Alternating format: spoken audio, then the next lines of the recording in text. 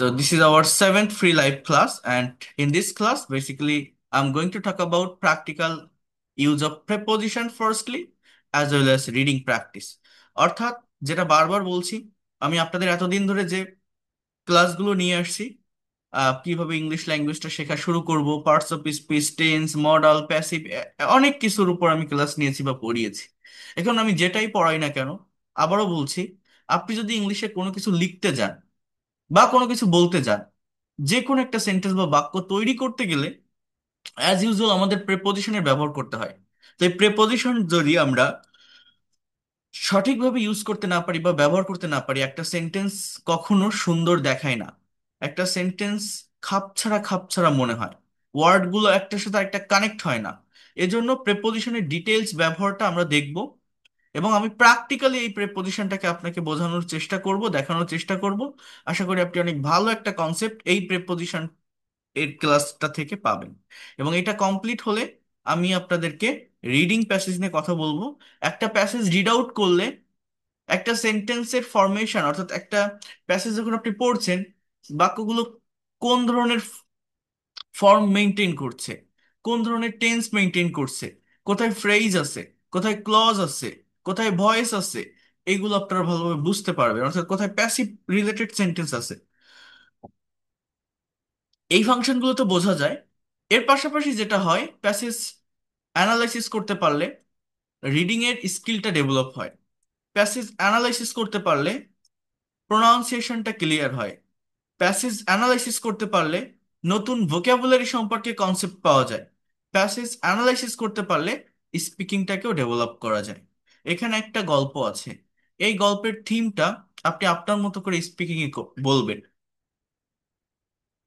এবং এটা কিভাবে করতে হয় আমি প্রত্যেকটা বিষয় দেখাবো। তো আগে প্রেপোজিশনের পার্টটা শেষ করি, যেহেতু এটা গ্রামেটিক্যাল পার্ট, এটা আগে শেষ করি। তো এখানে কি বলছে দেখেন, যাদের প্রেপোজিশন নিয়ে দুর্বলতা আছে, যারা সঠিকভাবে বাক্যে প্রেপোজিশনের ব্যবহার করতে পারেন না, এই ক্লাসটিতে লাস্ট পর্যন্ত থাকবেন। আমি এতটুকু বলতে পারি, আজকের ক্লাস শেষে আপনাদের এইটা নিয়ে আর প্রবলেম ফেস করতে হবে না। তো দেখেন, এখানে বলছে যে প্রেপোজিশন একটি সেন্টেন্স বা বাক্যের অলংকার। অলংকার যেমন একজন মানুষের সৌন্দর্য বাড়িয়ে দেয়, তেমনি বাক্যে প্রেপোজিশন ব্যবহারের মাধ্যমে বাক্যের অর্থের সৌন্দর্য বেড়ে যায়। পিরি শব্দের অর্থ হচ্ছে পূর্বে, আর পজিশন শব্দের অর্থ হচ্ছে অবস্থান। অতএব যে ওয়ার্ড নাউন বা প্রোনাউনের পূর্বে বসে সেন্টেন্স এর সাথে অন্য কোনো ওয়ার্ড এর সম্পর্ক স্থাপন করে, তাকে প্রেপোজিশন বলে। অর্থাৎ প্রিপোজিশনটা মূলত কি জানেন? আমি, যারা আমার আগের ক্লাসগুলো করছেন তারা এটা বুঝতে পারবেন, যারা করেননি একটু মনোযোগ দেন। আমি বলি, আমি আপনাদের প্রত্যেকটা ক্লাসে একটা স্ট্রাকচারের কথা বলতাম, যে for making any kinds of English sentence we have a particular structure. The structure is, first of all we need a subject. In the place of subject we have to use noun or pronoun. এই সাবজেক্টের জায়গায় আমাদের noun অথবা pronoun বসাতে হয়। সাবজেক্টের পরেই ইংলিশে যে কোনো সেন্টেন্স বা বাক্য তৈরি করতে গেলে ভার্ব ইউজ করতে হয়। এরপর এক্সটেনশন, এই এক্সটেনশনের জায়গাটাতে আমাদের অবজেক্ট, কমপ্লিমেন্ট বা অ্যাডভার্বিয়ালস বসে। যেটাই বসুক, মোস্ট অফ দ্য টাইম এখানে যদি অবজেক্ট থাকে, সেটাও ওই নাউন বা প্রোনাউন, এটাই হয়। অর্থাৎ একটা বাক্যে এইভাবে স্ট্রাকচারটা তৈরি হচ্ছে। এখন এই নাউন বা প্রোনাউনকে যে ওয়ার্ডটা মডিফাই করে, যে ওয়ার্ড নাউন প্রোনাউন সম্পর্কে ইনফরমেশন দেয়, যে ওয়ার্ড নাউন প্রোনাউনকে বিশেষায়িত করে, সেটা হচ্ছে অ্যাজেক্টিভ। কিন্তু এই যে প্রেপোজিশন যেটা, এটা হচ্ছে প্রি মানে পূর্বে, পজিশন মানে অবস্থান, পূর্বে অবস্থান, কার পূর্বে? অর্থাৎ এইটাও নাউন বা প্রোনাউনের পূর্বে অবস্থান করে। এবং most of the time preposition মূলত, মানে এদের প্লেসটা কোথায়? আমাদের ইংলিশ ল্যাঙ্গুয়েজে 8 প্রকার পার্টস অফ স্পিচ আছে: noun, pronoun, adjective, verb, adverb, preposition, conjunction, interjection.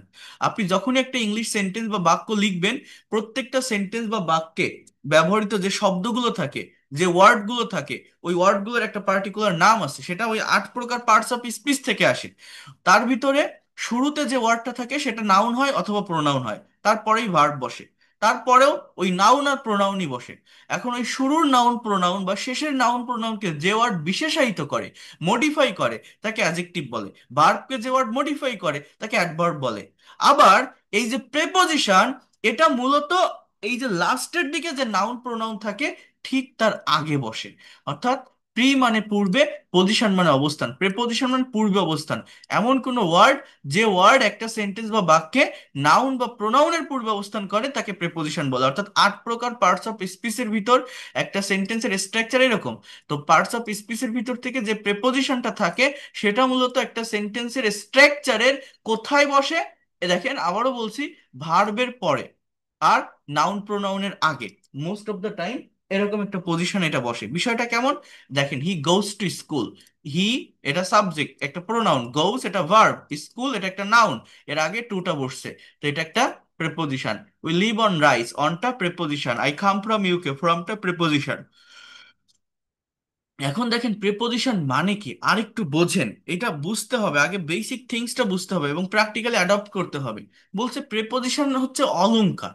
অলংকার যেমন মানুষের সৌন্দর্য বাড়ায়, কেমন? একটা ছেলেকে আপনি যদি কোট বুট শার্ট টাই পরান, দেখতে যেমন সুন্দর লাগে।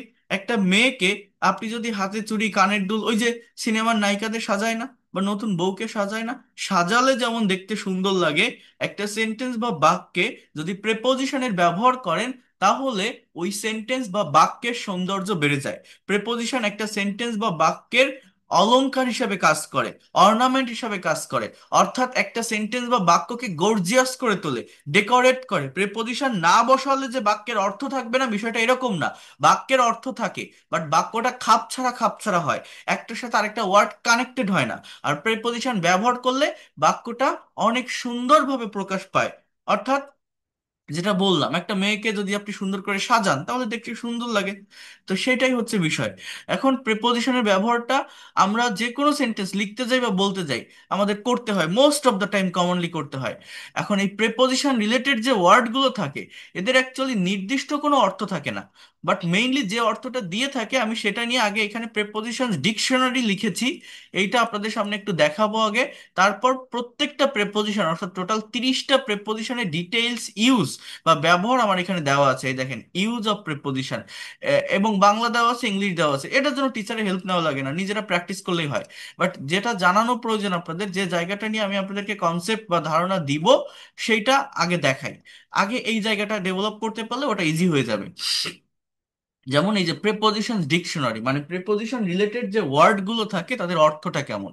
বলছে টু নির্দিষ্ট দিকে, প্রতি বা পর্যন্ত বোঝাতে মূলত টু এর ব্যবহার হয়। কোথায় হয়? টু প্রেপোজিশনের মানে বেসিক যে ইউজ বা যে ব্যবহার সেটা হচ্ছে কোনো একটা দিকে যাওয়া বোঝায়। আবারও বলছি, কোনো একটা দিকে যাওয়া বোঝায়, কারো প্রতি বা পর্যন্ত বোঝাতে টু বসে। He is going to school, সে স্কুলে যাচ্ছে। হি কামস টু মি, সে আমার কাছে আসে। He is going towards park. আচ্ছা, এটা নিয়ে আমি একটু বলছি। তার আগে দেখেন, টু মানে কোন একটা দিকে যাওয়া বোঝায় বা কারো প্রতি, কারো কাছে আসা যাওয়া বোঝাতে। হি কামস টু মি, সে আমার কাছে আসে। অর্থাৎ মূলত এটা মনে রাখবেন যে টু প্রেপোজিশনের ব্যবহারটা হচ্ছে কোন একটা দিকে যাওয়া বোঝাতে হয়, কোন একটা দিকে। এইবার দেখেন, হুম, এখানে বলছে টুয়ার্ডস, অর্থাৎ অনির্দিষ্ট কোনো গন্তব্য বোঝাতে বা লক্ষ্য অর্জন করা বোঝাতে টুয়ার্ডস এর ব্যবহার হয়। অনেকে এটা জানে না যে এটা একটা প্রেপোজিশন, এটাই জানে না। মানে টু এবং টুয়ার্ডস একসাথে কম্পেয়ার করতে হবে। টু এটা একটা প্রেপোজিশন, টুয়ার্ডস এটাও একটা প্রেপোজিশন।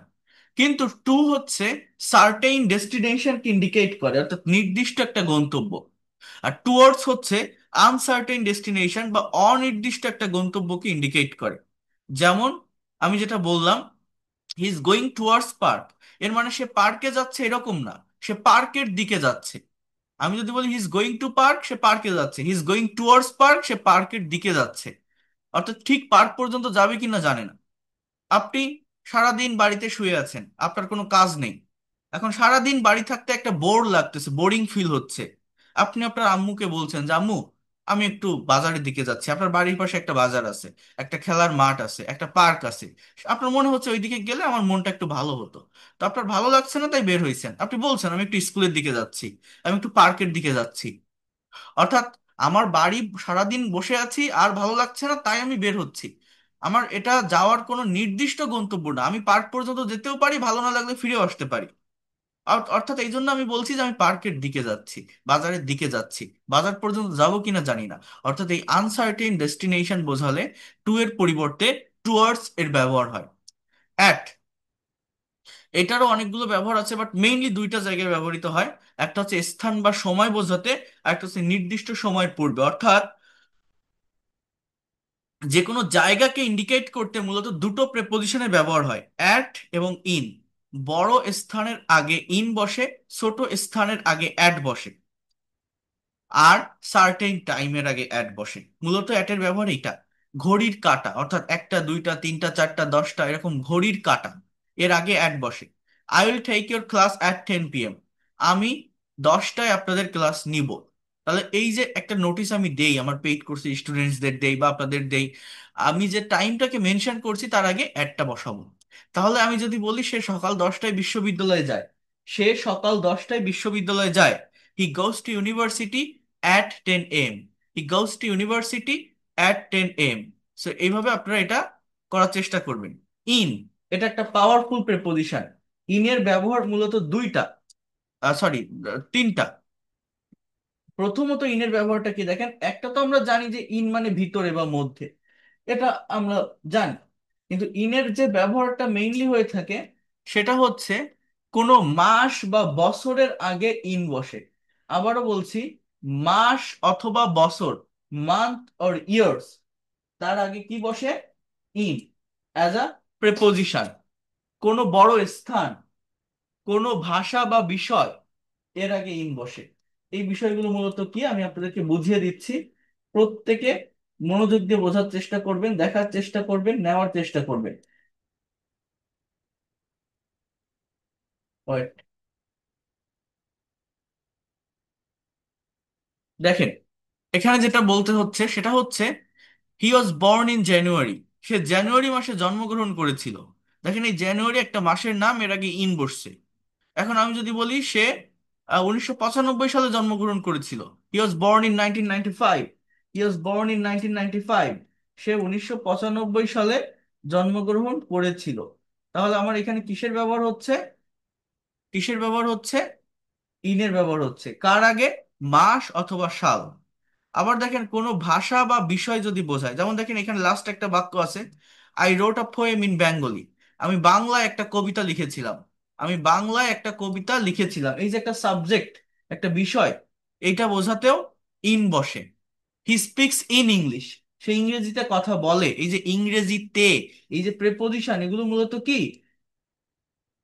অব্যয়। তাহলে দেখেন, কোনো কিছুর মধ্যে বোঝাতে ইন বসে, তো এটা তো অ্যাজ ইউজুয়াল হয়। আবারও বলছি, মাস বা বছর, মান্থ বা ইয়ার্স, এর আগে ইন প্রিপোজিশনের ব্যবহার হয়। এরপরে কি বললাম? এরপর হচ্ছে কোনো বড় স্থান, I live in Bangladesh, I live in Dhaka. Dhaka একটা ক্যাপিটাল, এটাও বড় জায়গা। এখন যদি দুইটা জায়গার কম্পেয়ার করা হয়, আমি যদি বলি আমি বাংলাদেশের ঢাকায় বাস করি, তখন আপনাকে লিখতে হবে I live at Dhaka in Bangladesh. আবার আপনি যদি বলেন আমি ঢাকার মিরপুরে বাস করি, তখন আপনাকে বলতে হবে I live at Mirpur in Dhaka. বলেন তো কি বললাম?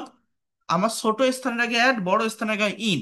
স্থান বা জায়গা বোঝাতে অ্যাট এবং ইন এই দুইটা প্রেপোজিশনে ব্যবহার হয়। So I live at Mirpur, at Mirpur in Dhaka.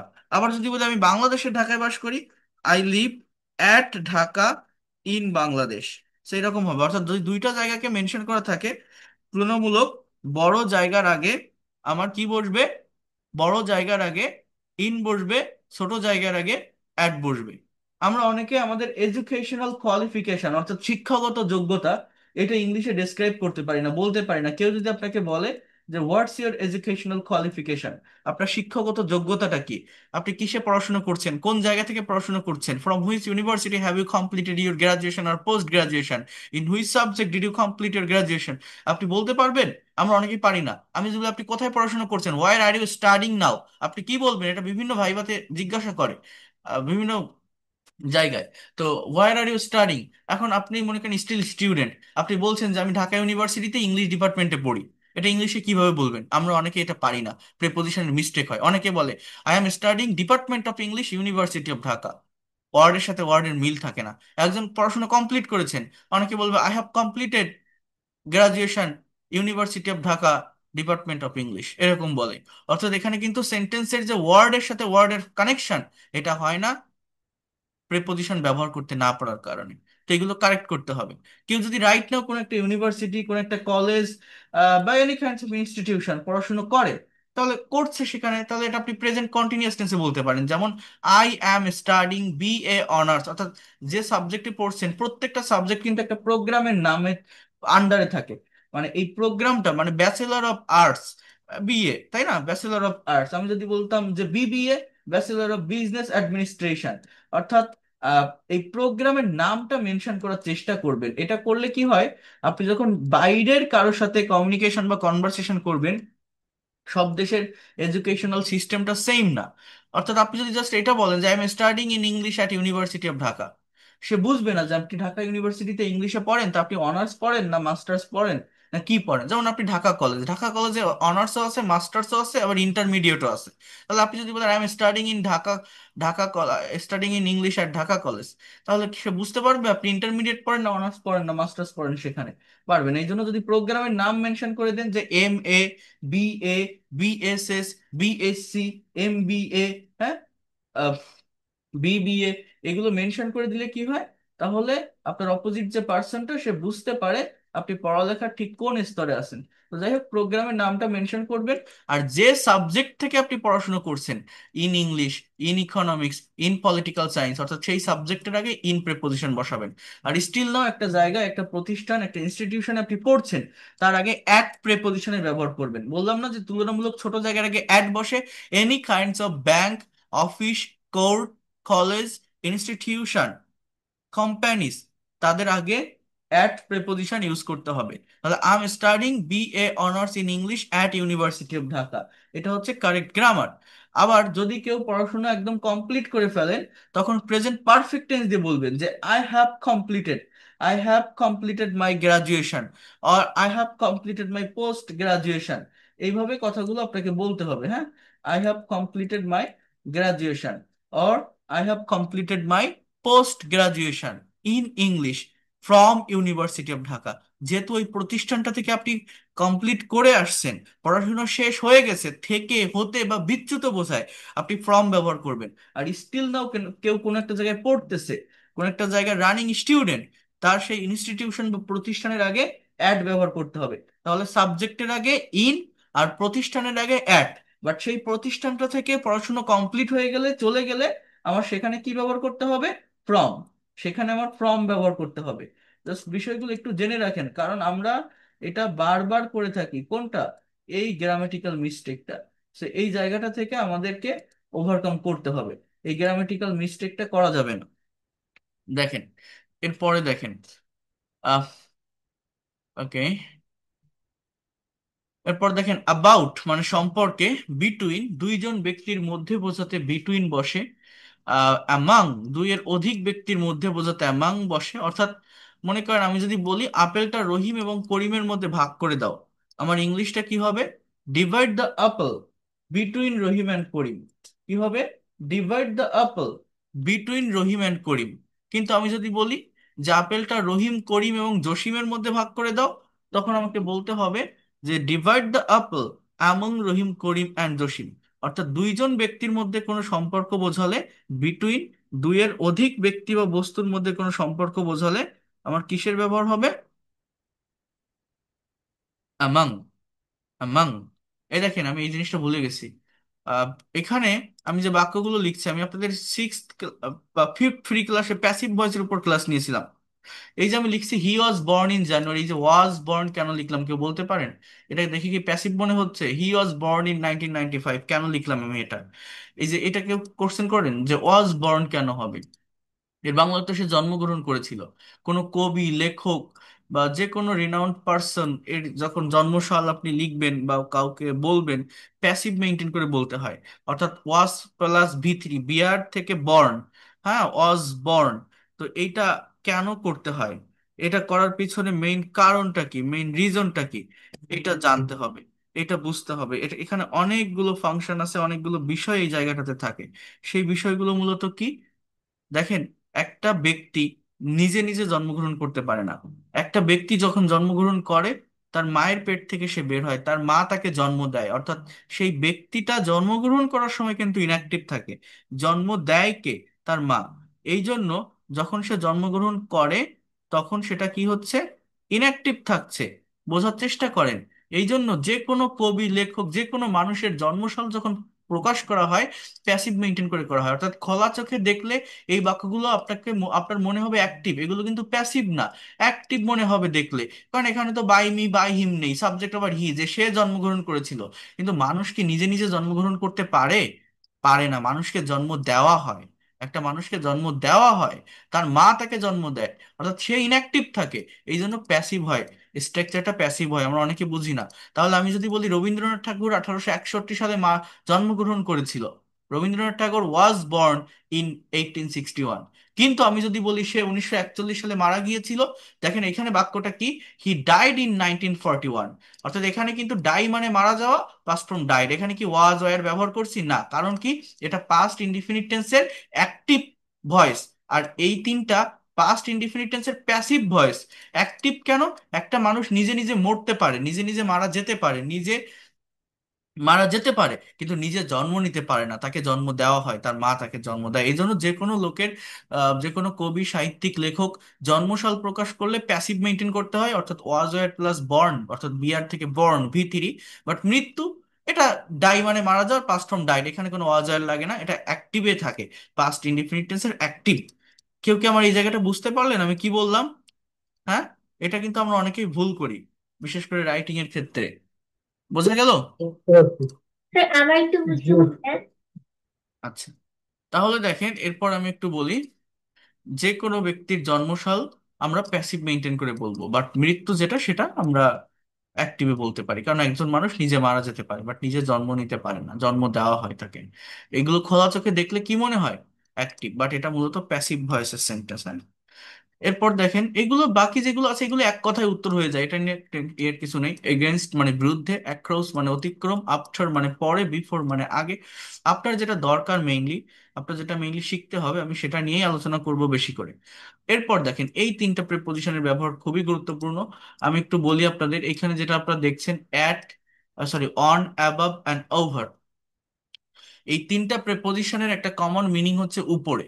কথাটা বোঝেন, অন মানে উপরে, অ্যাবাভ এর মানে উপরে, ওভার এর মানে উপরে। পার্থক্যটা কি জানেন? স্থির বস্তুকে স্পর্শ করে কোনো কিছু উপরে বোঝাতে অন বসে, স্থির বস্তু স্পর্শ না করে উপরে বোঝাতে অ্যাবাভ বসে, আর চলমান বস্তু স্পর্শ না করে উপরে বোঝাতে ওভার বসে। একটা বিষয় মনে রাখেন, বিভিন্ন কম্পিটিটিভ এক্সাম যেটা থাকে, BCS, bank job, admission test, যদি প্রেপোজিশন থেকে কোশ্চেন আসে, মূলত এই জায়গাটা থেকেই কোশ্চেন আসে, মোস্ট অফ দ্য টাইম এইখান থেকেই কোশ্চেন আসে। এরকম একটা এমসিকিউ আপনাকে দিয়ে দিবে যে, the birds, the birds are flying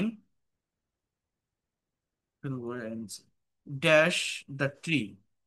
এখন এখানে আপনি অন বসাবেন, অ্যাবাভ বসাবেন, নাকি ওভার বসাবেন, এই ধরনের কোশ্চেন আর কি হয়। অর্থাৎ, আচ্ছা তার আগে আরেকটা কথা বলি, অন মানে আমরা তো জানি উপরে, অ্যাবাভ মানে উপরে, ওভার মানে উপরে, মানে এদের তিনটারই মানে হচ্ছে উপরে, বাট কিছু পার্থক্য আছে সেটা দেখবো। তার আগে দেখেন এখানে আবার দিছে যে কোনো বার বা তারিখের পূর্বে অন বসে। অন মানে উপরে, সেটা একটা সেন্স, একটা মিনিং দিচ্ছে, বাট সেটা বাদে বার বা তারিখের পূর্বে অন বসে। অর্থাৎ এই জিনিসটা মূলত কি, আমি একটু এটা আলাদাভাবে আপনাদের যদি বলি, দেখেন ইংলিশ ল্যাঙ্গুয়েজে, কথাটা মনে রাখবেন, ইংরেজি ভাষায়, অর্থাৎ ইংলিশ ল্যাঙ্গুয়েজে টাইম রিলেটেড প্রেপোজিশন আছে তিনটা। বলেন তো কি বললাম? Time related preposition, time related, English ল্যাঙ্গুয়েজে টাইম রিলেটেড প্রেপোজিশন আছে তিনটা। সেটা হচ্ছে অ্যাট, ইন এবং অন। আবারও বলছি, অ্যাট, ইন এবং অন, এই তিনটা হচ্ছে টাইম বা সময়কে মেনটেন করার জন্য ব্যবহৃত হয়। এখন কোনটা কোথায় বসে?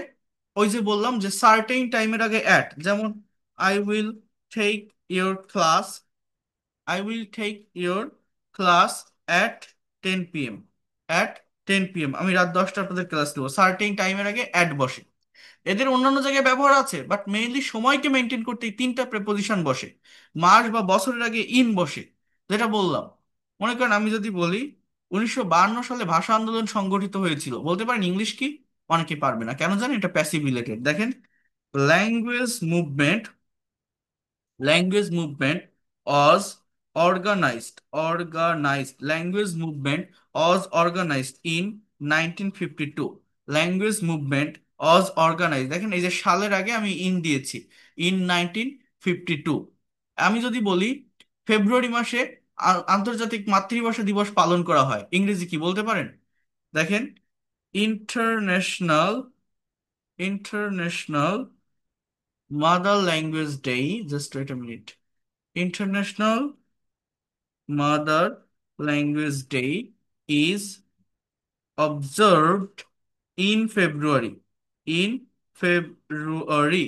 তাহলে in 1952 in February তাহলে মাস বা বছরের আগে ইন বসে কিন্তু আমি যদি এখানে বলি যে 21শে ফেব্রুয়ারি আন্তর্জাতিক মাতৃভাষা দিবস পালন করা হয় তখন আমার ইংলিশটা কি হবে যে international mother language day is observe তখন আমার এরকম হয় অন 21 ফেব্রুয়ারি আমি যদি বলি 16ই ডিসেম্বর বিজয় দিবস পালন করা হয় victory day is observe on 16 December অর্থাৎ ডে অর ডেট বার বা তারিখের পূর্বে অন বসে সে আগামী সোমবার আমার অফিসে আসবে he will come to my office on Monday ঠিক আছে আর নেক্সট মানডে সো আবারও বলছি Saturday Sunday Tuesday Wednesday Thursday Friday Monday যতগুলো আছে এগুলোর আগে বার বা তারিখ ডে আর ডেট এর আগে অন বসবে মান্থ অর ইয়ার্স মাস বা সাল এর আগে ইন বসবে আর ঘড়ির কাঁটা বা সার্টেইন টাইমের আগে অ্যাড বসবে সার্টেইন টাইমের আগে অ্যাড বসবে মাস বা বছরের আগে ইন বসবে আর বার বা তারিখের আগে অন বসবে ইংলিশ ল্যাঙ্গুয়েজে টাইম রিলেটেড প্রেপোজিশন হচ্ছে অ্যাট ইন এবং অন এই তিনটা preposition most of the time সময়কে মেনটেন করার জন্য ব্যবহৃত হয় সার্টেইন টাইমের আগে অ্যাট মাস বা বছর মান্থ অর ইয়ার তার আগে ইন আর ডে অর ডেট বার বা তারিখের আগে অন বার বা তারিখের আগে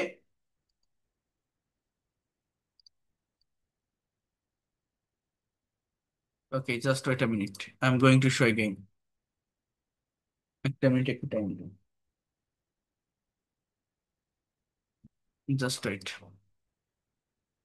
তাহলে আমি কি কি কি বলছিলাম আবারও বোঝার চেষ্টা করেন বিষয়গুলোকে ভালোভাবে নেওয়ার চেষ্টা করেন ইংলিশ ল্যাঙ্গুয়েজে টাইম রিলেটেড প্রেপোজিশন আছে কয়টা তিনটা অ্যাট ইন এবং অন হ্যাঁ অ্যাট ইন এবং অন মাস বা বছরের আগে ইন বসে সার্টেইন টাইমের আগে অ্যাট বসে সার্টেইন টাইম বা নির্দিষ্ট সময় যেমন I will take your class at 10 p.m.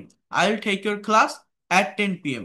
আবার কি বলছি দেখেন language movement was organised in 1952 1952 সালে ভাষা আন্দোলন সংগঠিত হয়েছিল তাহলে এটা সাল অর্থাৎ মান্থ আর ইয়ার এর আগে in international mother language day is observed in February February in February দেখছেন আন্তর্জাতিক মাতৃভাষা দিবস পালন করা হয় ফেব্রুয়ারি মাসে এখন আমি যদি বলি 21শে ফেব্রুয়ারি আন্তর্জাতিক মাতৃভাষা দিবস পালন করা হয় তখন কি হচ্ছে international mother language day is observe on 21 February on 21 ফেব্রুয়ারি সে আগামীকাল আমার অফিসে আসবে বা সে আগামী সোমবার আমার অফিসে আসবে he will come to my office on Monday তাহলে ডে অর ডেট বার বা তারিখের আগে অন বসবে মাস বা বছরের আগে ইন বসবে আর সার্টেইন টাইম বা ঘড়ির কাঁটার আগে অ্যাট বসবে অ্যাট ইন এবং অন এদের অন্যান্য জায়গায় ব্যবহার আছে বাট সময়কে মেনটেন করার জন্য টাইমকে মেনটেন করার জন্য ইংলিশ ল্যাঙ্গুয়েজে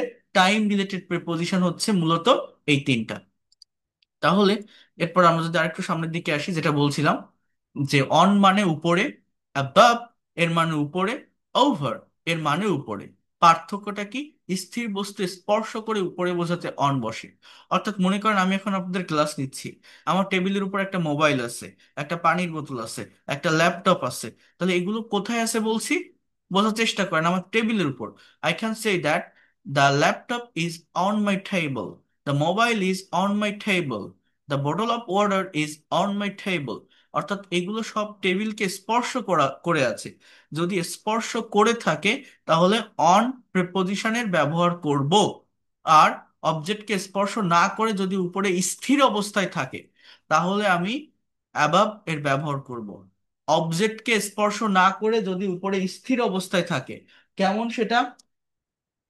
আমার মাথার উপর একটা সিলিং ফ্যান আছে বা একটা এয়ার কন্ডিশন আছে, এসি আছে আমার মাথার উপরে। এখন এটা তো দেয়ালের সাথে লাগানো বা উপরে সিলিং এ লাগানো, এটা স্থির অবস্থায় আছে। আমি কম্পেয়ার করছি কার সাথে? আমার মাথার সাথে। আমার মাথাকে টাচ করে কি ওই জিনিসগুলো আছে? আমার মাথার উপর একটা লাইট আছে, কারেন্টের বাল্ব আছে, তো এগুলো কি আমার মাথার সঙ্গে টাচ করে আছে? না, মাথা থেকে অনেকটা দূরত্ব অর্থাৎ সেপারেট অবস্থায় সেটা আছে। অবজেক্টকে স্পর্শ না করে, এখানে অবজেক্ট আমার মাথা, সেটাকে স্পর্শ না করে উপরে স্থির অবস্থায় কোনো কিছু থাকলে অ্যাবাভ এর ব্যবহার করতে হবে। The air condition is above my head, the ceiling fan is above my head, the light is above my head. আমি কম্পেয়ার করছি কার সাথে? আমার হেড, মাথার সাথে। তো মাথাকে টাচ করে যদি থাকে তাহলে কিন্তু আমি অনের ব্যবহার করব। আমার এই মোবাইলটা, আমার মোবাইলটা আমার মাথার উপর আছে, I can say the mobile is on my head. এরকম জায়গায় দাঁড়ানো আছে, the mobile is above my head, স্থির অবস্থায় আছে অ্যাবাভ। এইটা যদি এখানে অবজেক্টকে স্পর্শ না করে চলতে থাকে, the mobile is going over my head, going over, দৌড়াতে থাকলে ওভার। অর্থাৎ বিষয়টা হচ্ছে ওভারের ব্যবহারটা অবজেক্টকে স্পর্শ না করে উপরে চলমান থাকে, চলমান থাকে। প্লেনটা এই মাত্র মাটির উপর দিয়ে উড়ে গেল, the plane, the plane has gone over the land. হ্যাঁ, অথবা ওই যে ক্রিকেট খেলা হয় না, দেখবেন কমেন্ট্রিতে বলে একজন ব্যাটসম্যান যদি ছয় মারে, সিক্স হয়, তখন বলে যে lofted six over the boundary. Over the boundary মানে কি? ব্যাটসম্যান যখন বলটাকে হিট করছে, ওই বলটা গ্রাউন্ডকে স্পর্শ না করে উপরে একটা গতিশীল বা চলমান অবস্থায় বাইরে গিয়ে পড়ছে। তো এই জন্য ওই যে অবজেক্টকে স্পর্শ না করে, গ্রাউন্ডকে স্পর্শ না করে গ্রাউন্ডের উপর দিয়ে একটা গতিশীল অবস্থায় চলে যাচ্ছে, এই জন্য ওই ওভারের ব্যবহার করা হয়, ওভার দ্য বাউন্ডারি। তাহলে ওভারটা কি? অবজেক্টকে স্পর্শ না করে উপরে চলমান থাকে। The birds are flying over the tree, পাখিগুলো গাছের উপর দিয়ে উঠছে, এখানে কয়েকটা গাছ আছে, উপর দিয়ে কয়েকটা পাখি উড়ে যাচ্ছে গাছটাকে স্পর্শ না করে। সো এখানে ওভারের ব্যবহার হয়। তাহলে কি বললাম? অন মানে উপরে, অ্যাবাভ মানে উপরে, ওভার এর মানে উপরে। পার্থক্যটা কি? অবজেক্টকে স্পর্শ করে উপরে বোঝাতে অন বসে, অবজেক্টকে স্পর্শ না করে উপরে স্থির অবস্থায় বোঝাতে অ্যাবাভ এইটার ব্যবহার হয়। আর অবজেক্টকে স্পর্শ না করে উপরে চলমান কোনো অবস্থা বোঝাতে ওভার প্রেপোজিশনের ব্যবহার হয়। এটা হচ্ছে প্রেপোজিশনের মেইন কনসেপ্ট। কেউ কি আমার এই কনসেপ্টটা বুঝতে পারছেন? আমি কি কি বললাম? অনের ব্যবহারটা কোথায় হয়, অ্যাবাভ এর ব্যবহারটা কোথায় হয়, এবং ওভারের ব্যবহারটা কোথায় হয়। ওকে,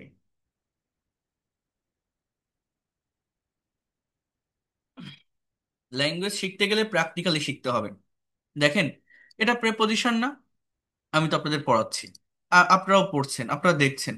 আমি যদি এটা আপনাকে বলতাম যে আমার বই আছে, এই যে আমার বই, আমার বইটাতে এই প্রেপোজিশনের ডিটেলস ব্যবহার দেওয়া আছে, প্রত্যেকে বই থেকে পড়বেন। এখন আপনি বই থেকে কি করতেন? প্রিপোজিশনের ব্যবহার বই থেকে আপনি কিভাবে পড়তেন? যে আমরা আজকে প্রিপোজিশন শিখছি, প্রিপোজিশন হচ্ছে বাক্যের অলংকার, প্রিপোজিশন ব্যবহার না করলে বাক্য সঠিকভাবে প্রকাশ পায় না। তো দুইজন ব্যক্তির মধ্যে বোঝাতে বিটুইন বসে, দুইয়ের অধিক বোঝাতে এমন বসে, অবজেক্টকে স্পর্শ করে উপরে বোঝাতে ওভার বসে, বা অন বসে, অবজেক্টকে স্পর্শ না করে উপরে বোঝাতে ওভার বসে।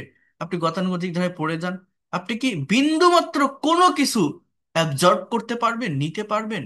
আপনার ব্রেনে কি প্র্যাকটিক্যালি এনিথিং আপনি অ্যাপ্লাই করতে পারবেন এরকম পড়ে? আমরা তো অবজেক্ট জিনিসটা কি এইটাই তো বুঝি না, এই টার্মটাই তো চিনি না।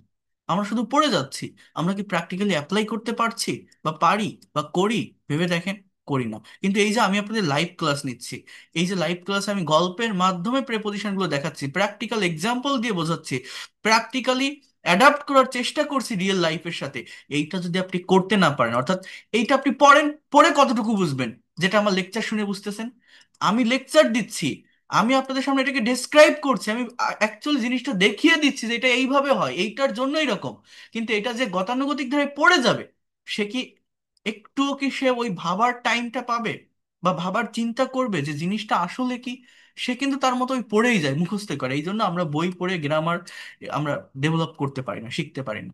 এটা না পারার সব থেকে বড় কারণ প্র্যাকটিক্যালি অ্যাডাপ্ট করতে না পারা। আপনি পড়লেন, মনে করেন আমি এই যে বললাম যে ওভারের আরো কিছু ব্যবহার আছে, যেমন সমগ্র অর্থে ওভার বসে, কর্তৃত্ব আরোপ অর্থে ওভার বসে, বিপরীত বা অন্য পাশে বোঝাতে ওভার বসে। এই জিনিসটা কি, বিপরীত বা অন্য পাশে বোঝেন কিছু, এ কি ধরনের সেন্স দেয়? এটা এটা যদি না বুঝতে পারি, প্র্যাকটিক্যালি সেন্টেন্স যদি না অ্যাডাপ্ট করতে পারি আমাদের প্র্যাকটিক্যাল সিচুয়েশনের সঙ্গে, আপনি পারবেন না। আপনি মনে করেন একটা মানুষকে, একটা মানুষের সাথে দেখা করবেন, তাদের গ্রাম আপনি চেনেন না, অনলাইনে আপনি পরিচিত, আসলেন একটা গ্রাম, তার নাম রহিম। এসে আপনি বলছেন হোয়ার ডাজ রহিম লিভ হিয়ার, সেই গ্রামটাতে আপনি আসলেন এবং যে কোনো একজনের কাছে জিজ্ঞাসা করছেন ওই গ্রামে where does Rahim live here, রহিম কোথায় বাস করে এখানে, রহিম এখানে কোথায় বাস করে। ওই মানুষটা বলছে, যাকে আপনি প্রশ্নটা করলেন, যে রহিম তো নদীর ওই পারে থাকে।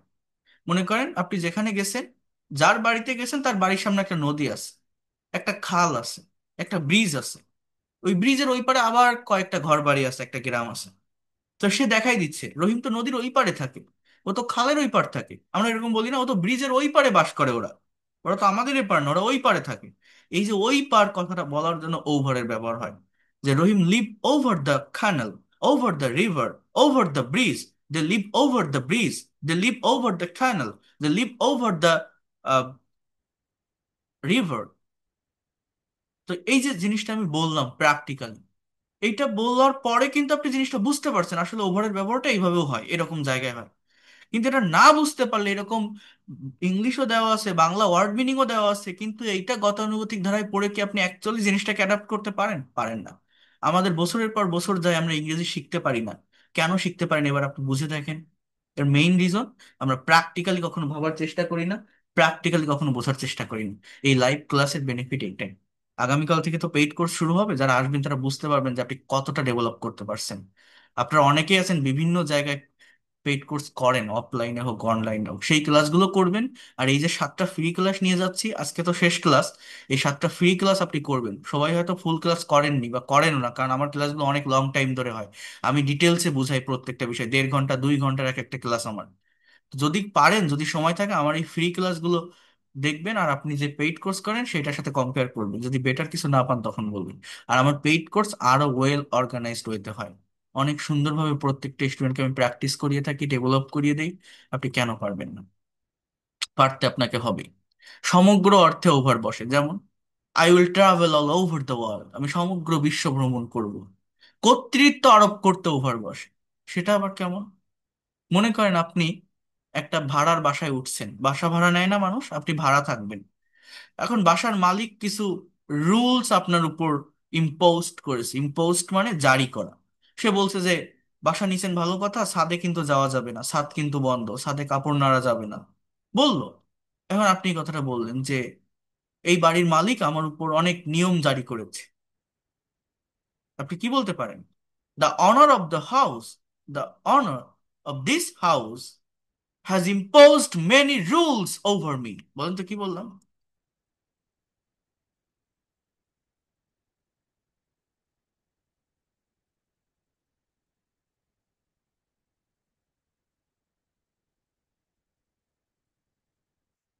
কি লিখলাম? The owner of this house has imposed many rules over me. এই যে বলছে না কর্তৃত্বরতা, মানে কি, সে আমার কর্তা, আমি তার বাড়ির ভাড়াটিয়া, তাহলে সে আমার উপরে জোর খাটাবে, খাটাচ্ছে, এটা স্বাভাবিক। তো এই যে ওভার মি, তাহলে কর্তৃত্ব আরোপ যে মানে কি, এই যে এই ধরনের একটা সেন্স দেয়। তাহলে এটা যখন আমি লিখে দিচ্ছি, এটা যখন আমি আপনাকে বলে দিচ্ছি, তখন কিন্তু অ্যাকচুয়ালি বিষয়টাকে আপনি আপনার ব্রেইনে অ্যাডাপ্ট করতে পারছেন, নিতে পারছেন। থিঙ্কিং করার ওই ক্যাপাবিলিটি আপনার গেইন হচ্ছে, অর্জিত হচ্ছে। এটা না করলে তো আপনি এগুলো শিখতে পারবেন না।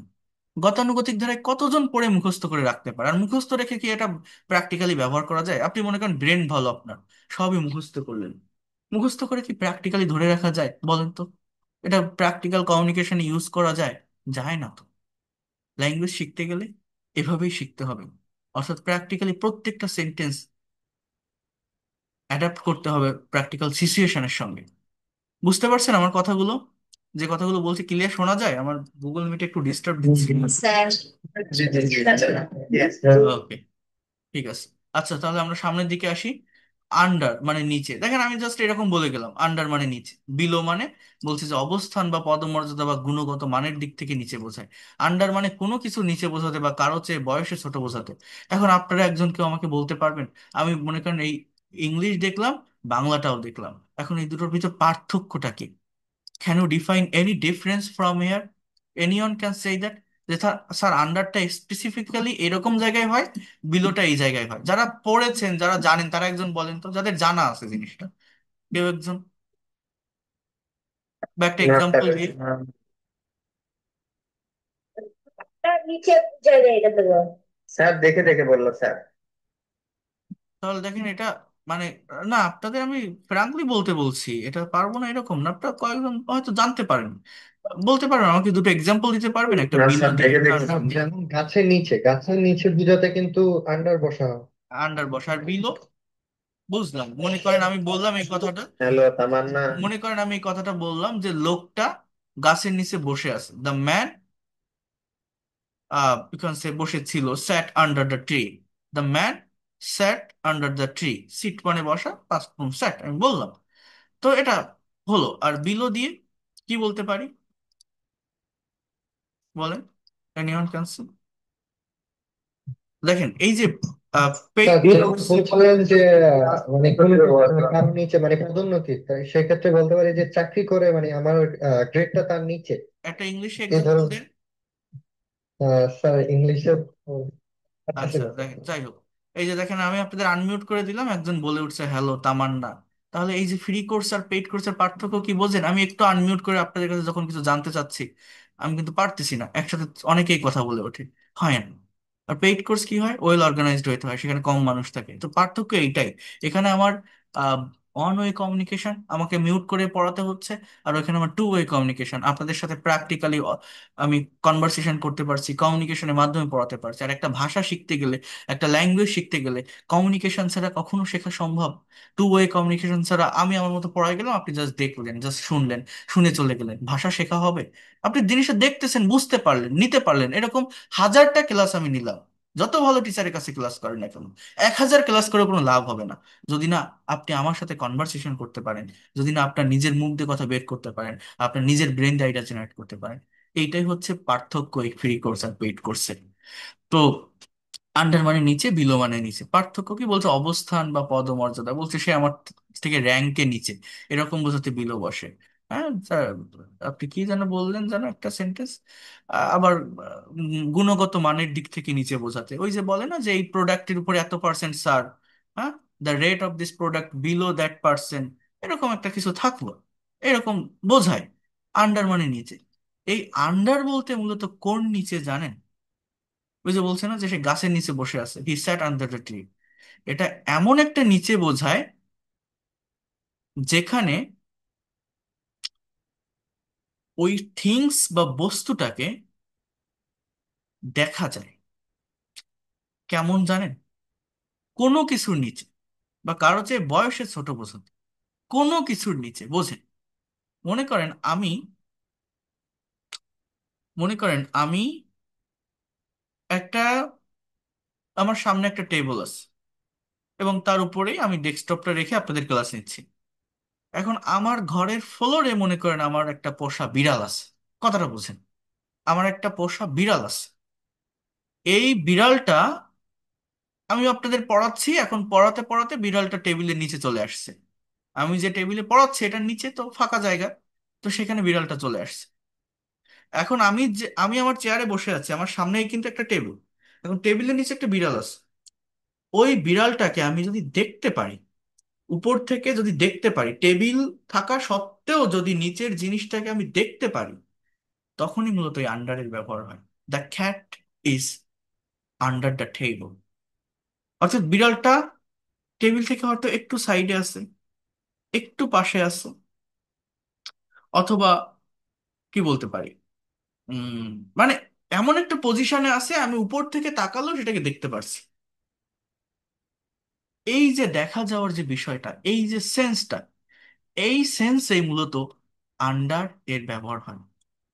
এছাড়া, এছাড়া যদি আপনি একটা জিনিসকে দেখতে না পান, আবারও বলছি, যদি আপনি মনে করেন টেবিলের নিচে একটা বিড়াল আছে, ওই বিড়ালটাকে আপনি দেখতে পারছেন না, আপনার, আবারও বলছি, আপনার সামনে একটা টেবিল, আপনি এই চেয়ারে বসে আছেন, বিড়ালটা এমন পজিশনে আছে যে পজিশনটাতে এই টেবিল ওই বিড়ালটাকে পুরোপুরি কাভার করে রাখছে, এই টেবিল ওই বিড়ালটাকে পুরোপুরি কাভার করে রাখছে, আমি দেখতে পারছি না, দেখা যাচ্ছে না, তখন এই বিলোটার ব্যবহার করা যায়।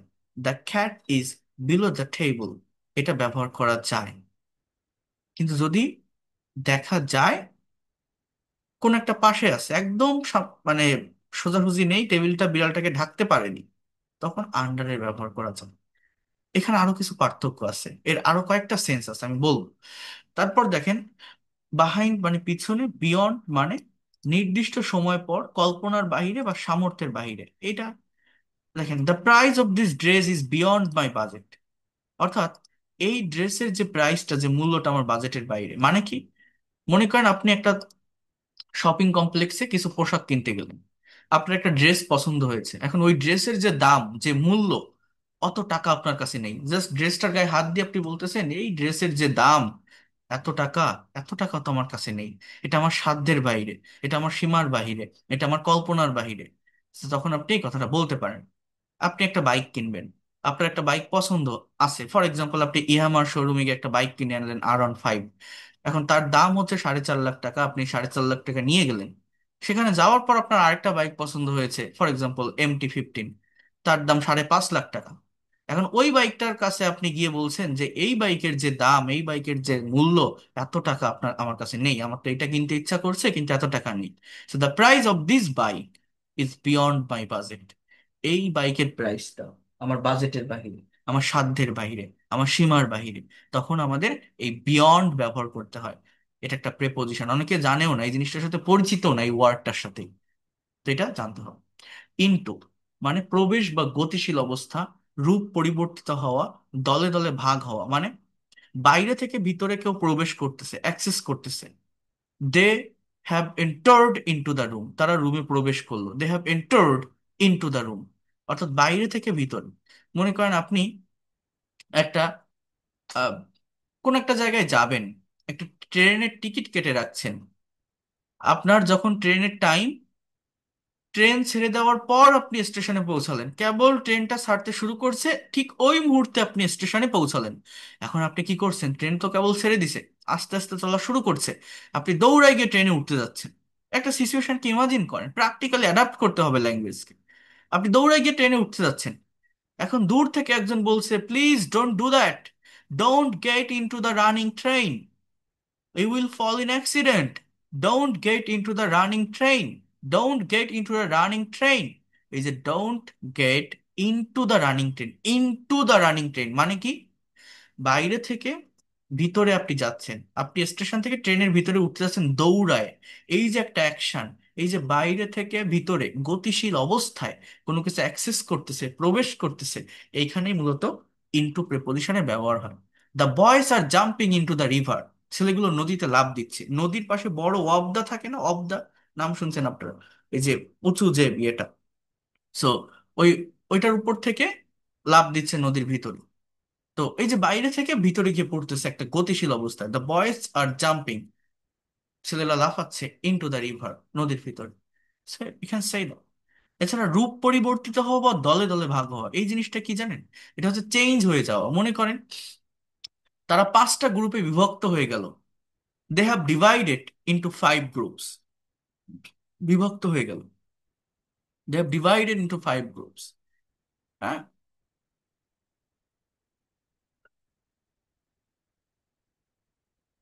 উইথ মানে সাথে, কোনো বস্তু দ্বারা বোঝাতে এই উইথ এর ব্যবহারটা হয়। বাই এটার মানে দ্বারা, দিয়ে, কর্তৃক, এটা জাস্ট ইজি, এটা আপনি পারবেন, আমি দেখাচ্ছি। ডিউরিং মানে কোনো সময় ধরে, ফর মানে জন্য বা কারণ, একটা চতুর্থী বিভক্তি। এখানে একটু দেখেন, এখানে দুটো অফ আছে, একটা হচ্ছে ও ডাবল এফ আর একটা হচ্ছে ও এফ। ও এফ, এই অফ এর মানে হচ্ছে এর, এর। আর ও ডাবল এফ যেটা, এর অর্থ হচ্ছে যে বলি না, এটা অফ করো, এটা বন্ধ করো, ক্লোজ করো, সেটা হচ্ছে ও ডাবল এফ, বিচ্ছিন্ন অর্থে, মূল্য ছাড় অর্থে, এত পার্সেন্ট অফ, এই প্রোডাক্টের উপর, বলে না? তো মূল্য ছাড় অর্থে, কোনো কিছু থেকে পড়ে যাওয়া অর্থে ওটা বলে। আর ও এফ মানে এর অধিকার বা মালিকানা বোঝায়। আপন মানে কোনো ভিত্তির উপর, উইদিন মানে নির্দিষ্ট সময়ের মধ্যে বোঝাতে বসে। উইদিনটা কেমন? ওই যে একটা সেন্টেন্স বলছিলাম না, যে আপনি সারাদিন বাসায় শুয়ে আছেন, আপনার ভালো লাগছে না, আপনার মনে হচ্ছে একটু বাইরে গেলে ভালো লাগতো। আপনি আপনার আম্মুকে বলছেন যে আমি একটু বাজারের দিকে যাচ্ছি, I am going towards market, I am going towards market. এখন আপনি আবার বলছেন যে আম্মু আমি 20 মিনিটের মধ্যে ফিরে আসবো, I will come back within 20 minutes. এই যে সার্টেন টাইমের মধ্যে কোন একটা কাজ কমপ্লিট করা, এখানে উইদিন বসে। কি বললাম? সার্টেন টাইমের মধ্যে কোন একটা কাজ কমপ্লিট করা বোঝাতে এখানে উইদিন বসে। I will come back within 20 minutes. Without ছাড়া বা ব্যতীত, ফ্রম হতে বা থেকে, অফ এর, এর অধিকারে বা মালিকানায় বোঝায়। তো এই হচ্ছে মূলত প্রেপোজিশন গুলোর অর্থ। এখন এই প্রেপোজিশনের প্রত্যেকটার ডিটেইলস ব্যবহার এখানে আবার দেওয়া আছে। এইটা আমি পিডিএফ ফাইল রেকর্ডেড ক্লাস দিয়ে দিব, দিলে আপনারা এইটা নিজেদের মতো করে সুন্দর করে প্র্যাকটিস করবেন। যে যত বেশি এখানে প্র্যাকটিস করতে পারবেন, এটা যেন টিচারের হেল্প নেওয়া লাগে না, বাংলা আছে ইংলিশ আছে, আপনি প্র্যাকটিস করলেই ডেভেলপ করতে পারবেন। আর আমার পেইড কোর্সে যারা আসবেন তাদের এটা নিয়ে ভাবা লাগবে না, কারণ এটার উপরে অনেক এক্সারসাইজ আছে, অনেকগুলো ক্লাস আছে। এবং এই প্রিপোজিশনটা মূলত আমি কিভাবে ডেভেলপ করাই দেখেন, আমি কিন্তু আমার স্টুডেন্টসদেরকে প্রচুর প্যাসেজ অ্যানালাইসিস করাই। আমি যখন একটা প্যাসেজ অ্যানালাইসিস করব, ওই প্যাসেজের ভিতর যে প্রিপোজিশনাল ওয়ার্ডগুলো থাকবে, সেগুলো আমি আপনাকে স্মরণ করিয়ে দিব, যে দেখেন এখানে এই প্রিপোজিশনটার ব্যবহার হয়েছে এই কারণে। 8 থেকে 10টা প্যাসেজ সলভ করব, আপনার প্রিপোজিশনের ব্যবহার সারা জীবনের মতো ক্লিয়ার হয়ে যাবে। এইটা ছাড়া এই যে গতানুগতিক ধারায় মুখস্থ করে কতক্ষণ ধরে রাখা যায়? রুলস পড়ে মুখস্থ করে কি ধরে রাখা যায়? যায় না। তারপরেও 1-2 বার পড়ে রাখলে একটা কনসেপ্ট, একটা ধারণা পাওয়া যায়। কিন্তু যখন প্র্যাকটিক্যাল ইউজটা আপনি দেখবেন, প্র্যাকটিক্যালি এটাকে ফেস করবেন, তখনই এটাকে ডেভেলপ করে নিজে ব্যবহার করা যায়। আমি একটু বলে দিই কয়েকটা, দেখেন। ইউজ অফ অ্যাট, দেখেন অ্যাট এর ব্যবহার এটা কোথায় হয়। বলছে ছোট স্থান, শহর বা জায়গার পূর্বে অ্যাট বসে। He lives at Mirpur, he lives at Noakhali, he lives at Dhaka in Bangladesh. বড় জায়গা হলে ইন বসে। নির্দিষ্ট সময় বোঝাতে অ্যাট বসে। I go to school at 9 AM, he goes to university at 10 AM। এগুলো কিন্তু আমি অলরেডি বলেছি, আলোচনা করে দিছি। অর্থাৎ অ্যাট এর মেইন ব্যবহার হচ্ছে ছোট জায়গা এবং সার্টেন টাইম, নির্দিষ্ট সময়। বাট এইটা ছাড়াও আরো 3টা জায়গায় অ্যাটের ব্যবহার হয়। আরো 3টা জায়গায় অ্যাটের ব্যবহার হয়, কি কি? দূরত্ব বোঝাতে, দামের পূর্বে এবং বয়স বোঝাতে। যেমন Dhaka is at 200 kilometre from here, Dhaka এখান থেকে 200 কিলোমিটার দূরে। Sylhet is at 100 kilometre from here, Sylhet এখান থেকে 100 কিলোমিটার দূরে। আবারও বলছি, দূরত্ব বোঝাতে দামের পূর্বে অ্যাট বসে। পটেটো সেলস অ্যাট 50 টাকা পার কেজি, আলু প্রতি কেজি 50 টাকায় বিক্রি হয়। Apple sales at 150 taka per kg, আপেল প্রতি কেজি 150 টাকায় বিক্রি হয়। বয়স বোঝাতে অ্যাট বসে। হি পাস্ট এসএসসি অ্যাট 16, সে 16তে এসএসসি পাস করেছিল। হি পাস্ট এইচএসসি অ্যাট 18, সে 18তে এইচএসসি পাস করেছিল। অর্থাৎ দূরত্ব, দাম এবং বয়স। এখানে একটা হিন্ট আছে, জানেন কি? আমি আপনাকে বলতে পারি সেটা। সেটা হচ্ছে জাস্ট এই প্রথমটা বাদে, এই যে ছোট স্থান বা শহর বা জায়গা, এটা বাদে একটা জায়গায় খেয়াল করে দেখেন। এটা কিন্তু কোনো রুলস বা কোনো নিয়ম না, আমার জায়গা থেকে বলছি। এই ট্রিক্স গুলো আমি দেই না যদি এইসব ফ্রি ক্লাসে, তারপরেও বলি। At preposition most of the time numeric ওয়ার্ডের আগে বসে। বলুন তো কি বললাম? সংখ্যাবাচক শব্দ, নিউমেরিক ওয়ার্ড, নাম্বার। মানে আপনি সব ভুলে যান, এই যে নির্দিষ্ট সময়, দূরত্ব, দাম, সব ভুলে যান। আপনি জাস্ট দেখেন, এই যে 9টা, 10টা, 200, 100, 50, 150, 16, 18, এদের আগেই দেখেন অ্যাড বসছে। এগুলো কি নিউমেরিক ওয়ার্ড না? Most of the time at preposition এরকম জায়গায় বসে। এগুলো আমি আমার পেইড কোর্সে দেখাই, যারা একদমই দুর্বল স্টুডেন্টস, যারা ল্যাঙ্গুয়েজটা শিখতে গেলে খুবই প্রবলেম ফেস করেন। আমি একটা কথা বারবার আপনাদের বলছি, আপনারা কখনো খেয়াল করছেন কিনা, আপনি যত ইলিটারেট হন, যত অশিক্ষিত হন, আপনি আমার কাছে আসেন, আমি আপনাকে ল্যাঙ্গুয়েজ শিখাই দিব। এটার অনেক কৌশল আছে, অনেক সুন্দর সুন্দর টেকনিক আছে, যেটা ফলো করতে পারলে এবং জাস্ট একটু প্র্যাকটিস করতে পারলে এই ভাষা ডেভেলপ করা কঠিন না, ভাষাটা অনেক সহজ। আমরা পারি না, আমরা এটাকে নিজেরা অনেক কঠিন মনে করি, কঠিন করে পড়াশুনো করি, এটার উপর চর্চা করি কঠিন করে নিয়ে। কিন্তু কঠিন করে নিয়ে চর্চা করলে হবে না, এটা ইজিলি করা যায়, তার অনেক ওয়ে আছে, আমি দেখাই, সেটা দেখাবো। তো যাই হোক, এটা হচ্ছে বিষয়। আহ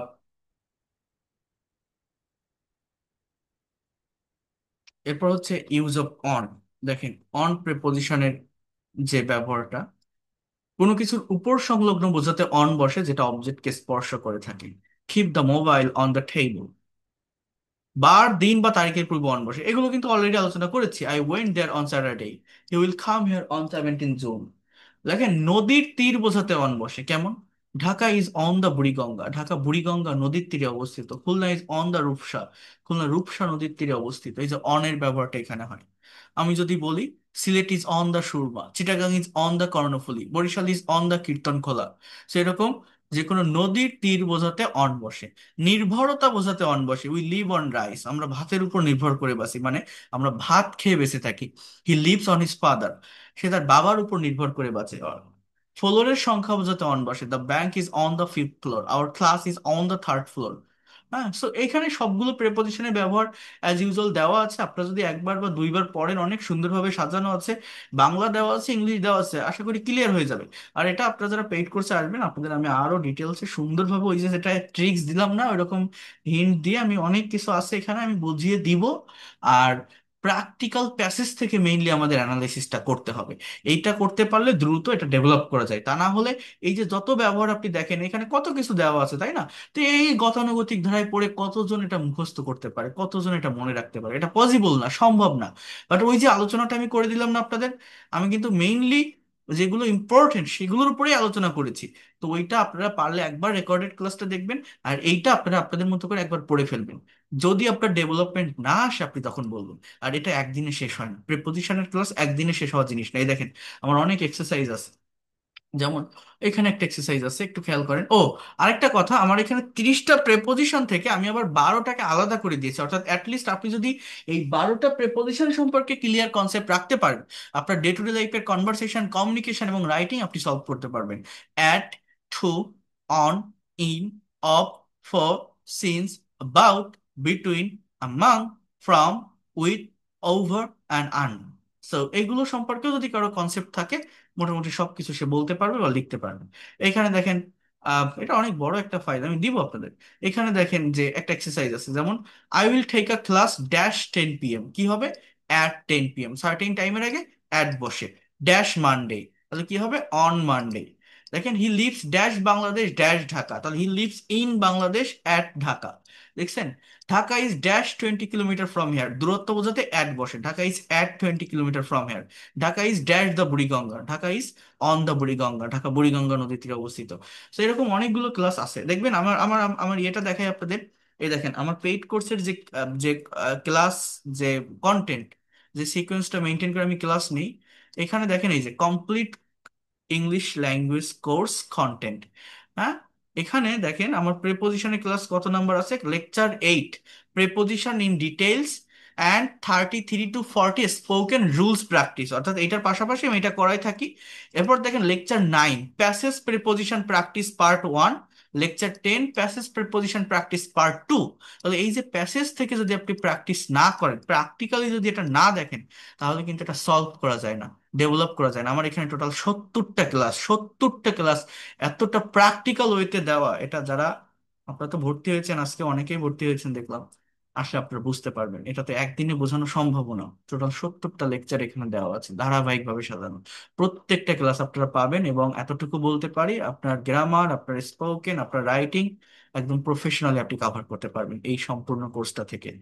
প্রত্যেকটা বিষয়, আইপিএ প্রোনাউন্সিয়েশনের উপরেও ক্লাস আছে, ফ্রি হ্যান্ড রাইটিং এর উপরে 10টা মাস্টার্স ক্লাস আছে, স্পোকেনের উপরে 30টা ক্লাস আছে, বেসিক গ্রামারের উপরে 10টা ক্লাস আছে, IELTS writing, reading, listening and speaking এর উপরে 10টি ক্লাস আমি এখানে রেখেছি।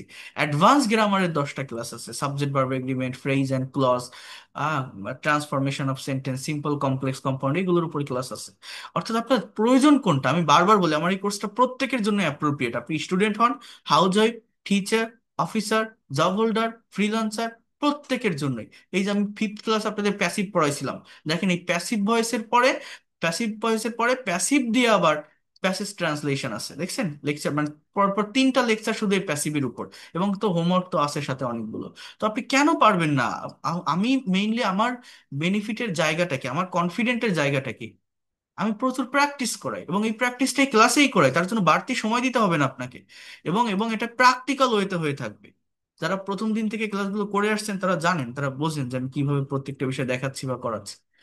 আচ্ছা, যাই হোক, আমি এখন আপনাদের রিডিং প্যাসেজ নিয়ে কথা বলতে চাইছিলাম। আমি এটা পাঠিয়ে দিব, আমি একটা রিডিং প্যাসেজ একটু পড়াবো। প্রত্যেকে একটু এই জায়গাটাতে মনোযোগ দিন, ভালোভাবে দেখার চেষ্টা করেন, নেওয়ার চেষ্টা করেন। আশা করি আপনি ডেভেলপ করতে পারবেন, এটা দরকার। দেখেন, এখানে একটা গল্প আছে। এই গল্পটা আমি পড়বো। আমরা অনেকেই ইংলিশে প্যাসেজ রিডিং করতে পারি, প্যাসেজ রিড আউট করি, বাট একটা প্যাসেজ পড়ে, রিডিং করে, তার যে অ্যাকচুয়াল বাংলা অর্থ আমরা বুঝতে পারি না।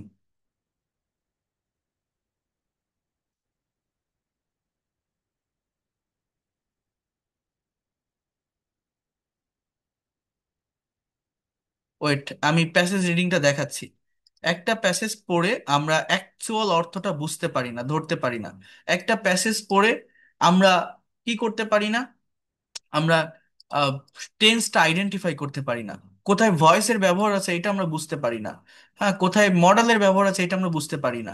এই জন্য এই প্যাসেজ অ্যানালাইসিসটা আমাদের খুবই জরুরি। এবং এই প্যাসেজ অ্যানালাইসিস করতে পারলে আপনার বেনিফিটের জায়গাটাকে আমি যে কয়টা জায়গা নিয়ে কথা বললাম, খুব সুন্দর একটা গল্প আমি দেখাই, আপনারা একটু দেখেন, ভালো লাগবে আপনাদের। আহ আপনার রিডিংটা ক্লিয়ার হয়, প্রোনাউন্সিয়েশন ক্লিয়ার হয়, নতুন ভোকাবুলারি পেলে সেটাকে ডেভেলপ করা যায়। তো এইগুলো আপনারা একটু করবেন, আপনাদের করতে হবে, এটা করা শিখতে হবে। কেমন? Try to understand here. দেখেন কি বলছে এখানে, বোঝার চেষ্টা করেন। English love story. দেখেন, Raju and Shovon are very good friends from their school life. Bangla কি, যে রাজু এবং শোভন তাদের স্কুল জীবন থেকে খুবই ভালো বন্ধু। এই অ্যাম ইজ আর থাকলে আমরা মনে করি, মনে হয় যে কন্টিনিউয়াস টেন্স, বাট না। এখানে আরটাই মেইন ভার্ব, এছাড়া আর কোনো ভার্ব নেই। এদের পরে যদি আরেকটা ভার্ব থাকে, তার সাথে আইএনজি থাকে, তাহলে সেটা কন্টিনিউয়াস। কিন্তু এখানে আরটাই মেইন ভার্ব, এটা বি ভার্বের সেন্টেন্স, প্রেজেন্ট ইনডিফিনিট টেন্স আছে। Now they do different jobs in different sector. আমরা ওকে ডিফারেন্ট বলি, এটা ডিফারেন্ট না, ডিফারেন্ট। এখন তারা ভিন্ন জায়গায় ভিন্ন চাকরি করে। টুডে, আজ, they meet each other after 3 years. তারা 3 বছর পর আজ একে অন্যের সাথে দেখা করে। They are very happy to meet each other after a long period. They are very happy to meet each other after a long period. তারা খুবই খুশি একে অন্যের সাথে দেখা করে অনেক দিন পর। দেখেন, এখানে যদি আমি এই একটা বাক্য যদি অ্যানালাইসিস করি, কত কিছু আসে দেখবেন। দে, এটা সাবজেক্ট, আর এটা verb. Very happy, to meet, দেখেন মিট মানে দেখা করা বা সাক্ষাৎ করা, টু মিট এই যে বলছি দেখা করে, সাক্ষাৎ করে, এটাকে বলা হয় infinitive, to plus be on. Each other, each other মানে একে অন্যের সাথে। এটা কি জানেন? এটা হচ্ছে একটা রেসিপ্রোকাল প্রোনাউন। ইংলিশ ল্যাঙ্গুয়েজে প্রোনাউনের একটা ক্লাসিফিকেশন আছে, সেখানে রেসিপ্রোকাল প্রোনাউন আছে দুইটা। একটা হচ্ছে অন অ্যানাদার, একটা হচ্ছে ইজ আদার। দুইয়ের অধিক ব্যক্তি বা বস্তুর মধ্যে পারস্পরিক সম্পর্ক বোঝাতে অন অ্যানাদার বসে, আর দুইজনের মধ্যে পারস্পরিক সম্পর্ক বোঝাতে ইজ অদার বসে। গ্রামারটা জানা থাকলে বেনিফিট কি বোঝেন? এই ধরনের প্যাসেজ খুব ইজিলি অ্যানালাইসিস করা যায়। হ্যাঁ। আর অনেকে যারা গ্রামার ছাড়া, গ্রামার না জেনে ওই শুধু স্পিকিং করার জন্য, কমিউনিকেশন করার জন্য ভাষা ভাষা ল্যাঙ্গুয়েজ শেখে, ওইটা নিয়ে বেশি দূর এগোনো যায় না। আফটার সো মেনি টক্স, অনেক কথা বলার পর, এটা কি একটা প্রেপোজিশনাল ফ্রেজ। হ্যাঁ, অনেক কথা বলার পর, এখানে কিন্তু কোনো সাবজেক্ট নেই, কোনো ভার্ব নেই। ওই টক্স শব্দটা কিন্তু জাস্ট নাউনের কাজ করে, বুঝছেন? আফটার সো মেনি টক্স, অনেক কথা বলার পর, রাজু সেইড, দেখেন সাবজেক্টের পরেই ভার্ব থাকে প্রত্যেকটা ইংলিশ সেন্টেন্সে। সে মানে বলা, এর পাস্ট ফর্ম সেইড। রাজু বলল, with a smile on his face, তার মুখে একটা হাসি নিয়ে, হাউ ইজ রূপা, রূপা কেমন আছে। Shovon said with a shy, Shovon একটা নিঃশ্বাস নিয়ে বলল, I don't know how she is now, আমি জানি না সে এখন কেমন। I wish she may stay better than I, আমি চাই সে আমার চেয়ে ভালো থাকুক, আমি চাই সে আমার চেয়ে ভালো থাকুক। বলছে, হোয়াট আর ইউ সেইং, তুমি কি বলছো, তুমি কি বলতেছো। হোয়াট আর ইউ সেইং, কোন tense? Present continuous tense. What are you saying, তুমি কি বলছো। Didn't you marry her, didn't you marry her, এর মানে কি জানেন? এটা পাস্ট ইনডিফিনিট টেন্সের একটা নেগেটিভ ইন্ট্রোগেটিভ সেন্টেন্স। এর বাংলা অর্থটা হচ্ছে, তুমি তাকে বিয়ে করনি, তুমি তাকে বিয়ে করনি। আমি যদি বলি, তুমি ভাত খাওনি, ডিডেন্ট ইউ ইট রাইস, তুমি বাড়ি যাওনি, ডিডেন্ট ইউ গো হোম, তুমি বই পড়োনি, didn't you read the book, তুমি স্কুলে যাওনি, didn't you go to school, তুমি ছবিটা আঁকোনি, didn't you draw the picture. হ্যাঁ, কত সুন্দর না? এবার বলছে, I always like to marry her but finally she didn't marry me. লাইকের মানে আমরা জানি পছন্দ করা, তাই না? কিন্তু লাইকের মানে কিন্তু চাওয়াও হয়। চাওয়া ইংরেজি কি? Want, WANT। কিন্তু এই ওয়ান্টের পরিবর্তে চাওয়া অর্থে অনেকগুলো ওয়ার্ডের ব্যবহার করা যায়। কি কি জানেন? দেখেন, উড লাইক টু মানে চাওয়া, হোপ মানে চাওয়া, হোপ, HOPE। আমরা জানি হোপ মানে আশা করা না, হোপ মানে চাওয়া বোঝায়। উইশ মানে চাওয়া, ডিজায়ার মানে চাওয়া, এই লাইক মানেও চাওয়া। কি কি বললাম? ওয়ান্ট মানে চাওয়া, হোপ মানে চাওয়া, উইশ মানে চাওয়া, ডিজায়ার মানে চাওয়া, উড লাইক টু মানে চাওয়া, এই লাইক মানেও চাওয়া। I always like to marry হার, আমি সর্বদা তাকে বিয়ে করতে চেয়েছিলাম। ম্যারি, ম্যারি মানে বিয়ে করা, টু ম্যারি বিয়ে করতে। But finally she didn't marry me, কিন্তু অবশেষে সে আমাকে বিয়ে করেনি। পাস্ট ইনডিফিনিট টেন্সে নেগেটিভ। আচ্ছা, তাহলে আপনারা একজন একটু বলেন তো, আমি যদি এখন বলতাম যে সে আমাকে বিয়ে করেছিল, আমি যদি এখানে বলতাম সে আমাকে বিয়ে করেছিল, তাহলে ইংলিশটা কি হতো? কেউ বলতে পারেন? সে বিয়ে করেছিল কি হতো? He married me. He married me. সে বিয়ে করেছিল, হি ম্যারিড মি, অর্থাৎ অনেকে বলে ডিড ম্যারি, অজ ম্যারি, এরকম না, মেইন ভার্বের পাস্ট ফর্ম বলবে অ্যাফার্মেটিভ সেন্টেন্সে, ভি টু, ম্যারিড, তাই না? তাহলে দেখেন, বলছে আই কান্ট বিলিভ, এটা মডেলের সেন্টেন্স, আমি বিশ্বাস করতে পারছি না। She said me several times, সে আমাকে অনেকবার বলেছিল। She loves you more than anyone in the world, সে পৃথিবীর সবকিছুর থেকে তোমাকে অনেক ভালোবাসে। মানে বুঝতে পারছেন, এখানে রাজু এবং শোভন দুইজন বন্ধু, অনেকদিন পর তাদের দেখা হলো। তো শোভনের একটা গার্লফ্রেন্ড ছিল, তার নাম কি জানো দেখলাম এখানে, রুমা নাকি রূপা। তো রাজু শুনছে যে রূপা কেমন আছে, কোথায় আছে। তো শোভন বলছে যে আমি জানি না সে কেমন আছে। রাজু বলছে তুমি কি বলছো, তুমি তাকে বিয়ে করোনি? শোভন বলছে আমি চেয়েছিলাম, বাট সে আমাকে বিয়ে করেনি। এবার রাজু বলতেছে যে আমি এটা বিশ্বাস করতে পারছি না, সে আমাকে অনেকবার বলেছিল যে সে তোমাকে পৃথিবীর যে কোনো কিছুর চেয়ে অনেক ভালোবাসে। শি লাভস, সাবজেক্টটা থার্ড পারসন, এটা প্রেজেন্ট ইনডিফিনিট টেন্স, এজন্য ভার্বের সাথে S. She also said me this talks 1000 times, সে এই কথা আমাকে হাজারবার বলেছিল। ইট সিমস টু মি, এটা আমার কাছে মনে হয়, she said this talks without knowing what love is, or she lied, সে এই কথাগুলো বলেছিল না জেনে ভালোবাসা কি, অথবা সে মিথ্যা বলেছিল। লাই মানে মিথ্যা বলা, লাইট মিথ্যা বলেছিল। বলছে her innocent looking face is still floating in front of my eyes, বলছে যে তার যে নিরীহ চেহারাটা, her innocent looking face is still floating, present continuous tense, এখনো আমার চোখের সামনে ভাসছে। It is hard to believe, এটা বিশ্বাস করা কঠিন। An innocent looking girl like her may lie, তার মতো একটা নিরীহ মেয়ে মিথ্যা বলতে পারে। মেয়ে মানে কি? পারা, লাই মানে বলা। সো মে লাই, মিথ্যা বলতে পারে, মিথ্যা বলা। শোভন সেইড, শোভন বলল। আই বিলিভড হার, বাংলা কি? বিলিভড, বাংলা বোঝেন, our mother tongue is Bangla, we have to compare it. আমি তাকে বিশ্বাস করেছিলাম। I dreamed with her a lot, আমি তাকে নিয়ে অনেক স্বপ্ন দেখেছিলাম। But my dreams didn't come true, কিন্তু আমার স্বপ্ন সত্য হয়নি। তাহলে আমি যদি বলি যে আমার স্বপ্ন সত্য হয়েছিল, তাহলে ইংলিশটা কি হতো? একজন বলেন তো, আমার স্বপ্ন সত্য হয়েছিল, তাহলে ইংলিশটা কি হতো?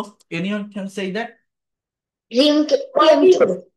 My dream is true. Dream came true. Came true, কামের পাস্ট ফর্ম কি? came।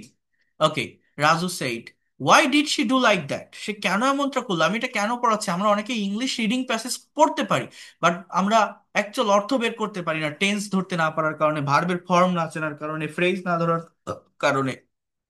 বলছে why did she do like that, সে কেন এমনটা করেছিল? Why did she do like that, বলছে আই ডোন্ট নো হোয়াই, আমি জানি না কেন। Raju said where she is now, সে এখন কোথায়?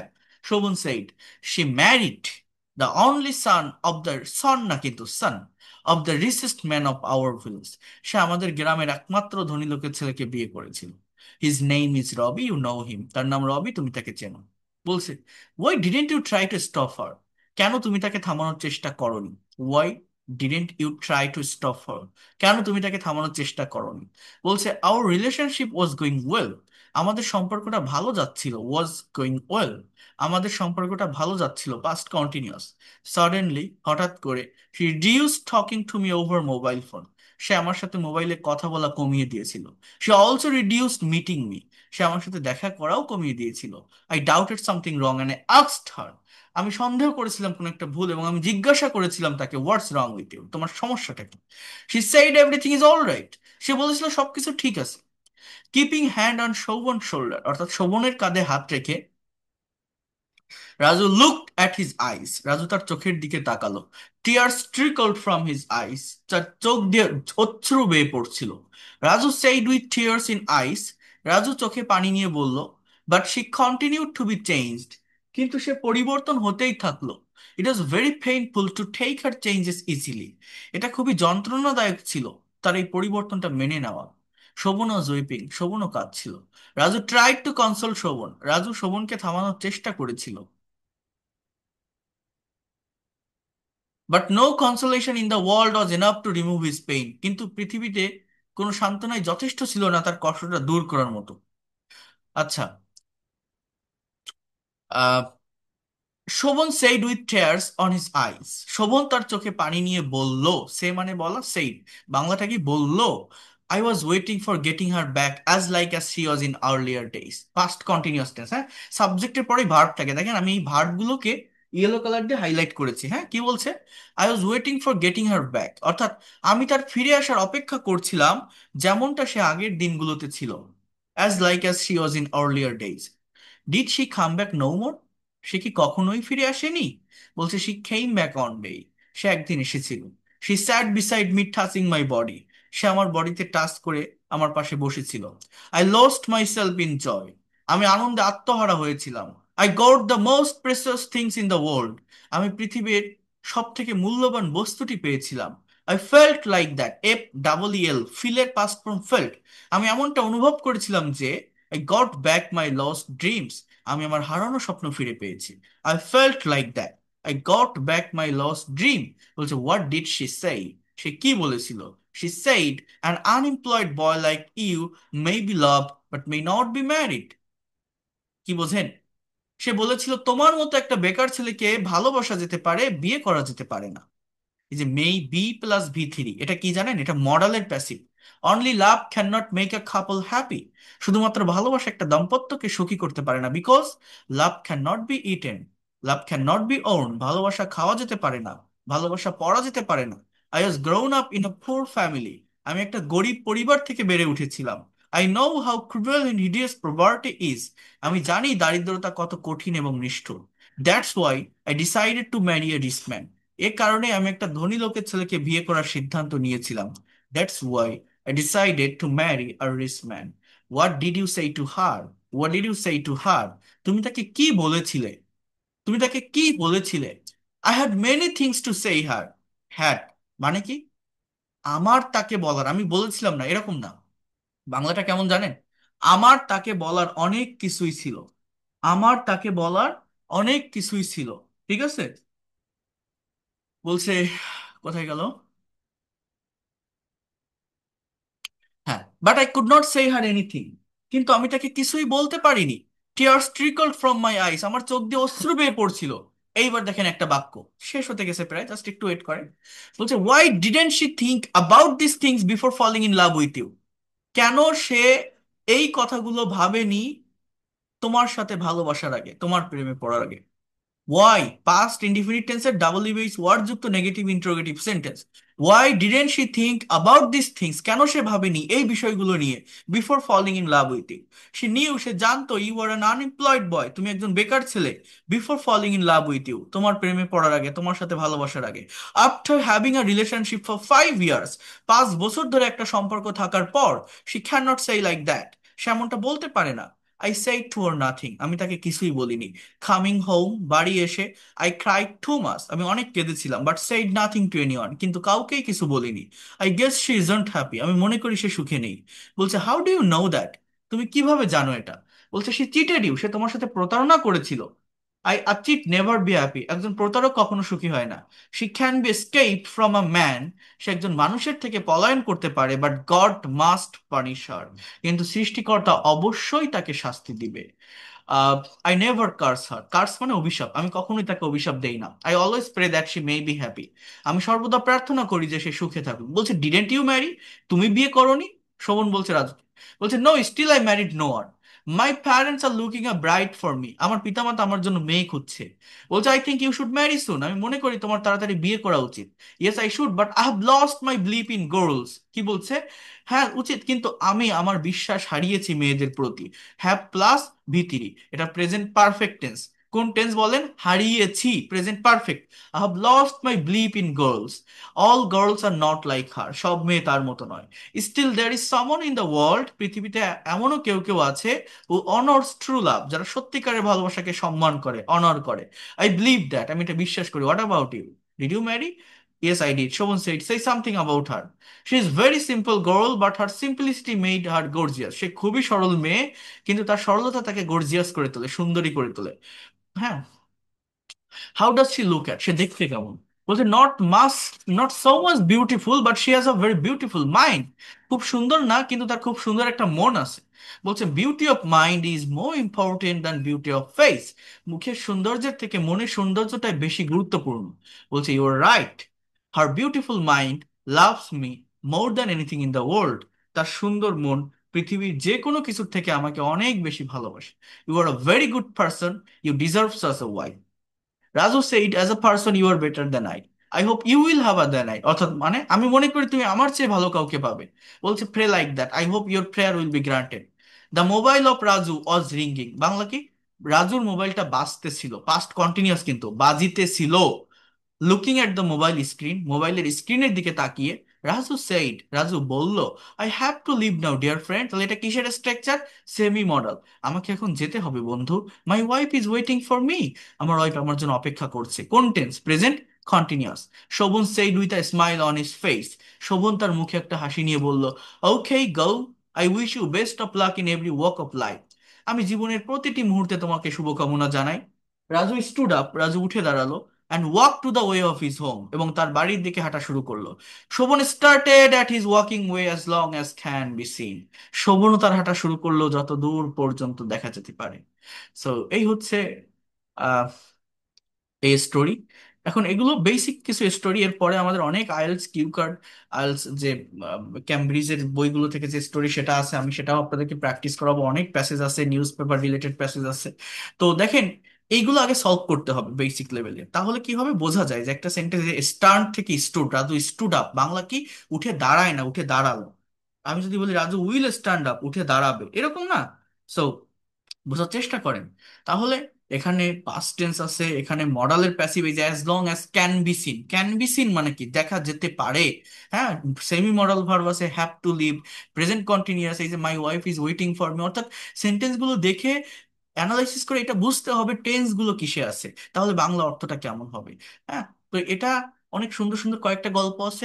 এরপরে আরেকটা বেনিফিট কি, এই গল্পটা পড়ে মনে করেন এই গল্পটা আপনি আরেকজনকে শোনাবেন। এখন এখানে বড় একটা গল্প, আপনি এটা একটা সামারি কি কাউকে বলতে পারবেন?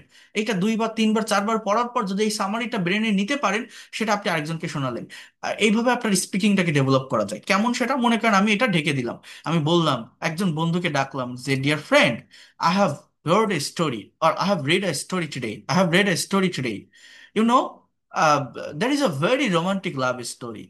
Raju and Shobon were two friends. Raju এবং শোভন দুইজন বন্ধু ছিল। They met after long time. Meet থেকে মেট, তারা দেখা করেছিল অনেক দিন পর। And Raju asked to Shobon about his girlfriend. But Shobon said that uh, he didn't have any girlfriend, তার কোনো গার্লফ্রেন্ড ছিল না, because he had a relationship but it was broken, or he you can say that he broke the relationship, সে রিলেশনশিপটা ভেঙে ফেলেছিল। কেন? because her girlfriend married other person, and that person was the son of richest man of that village. After that, Raju said that I have lost my belief in girl, or he had lost his belief in girl.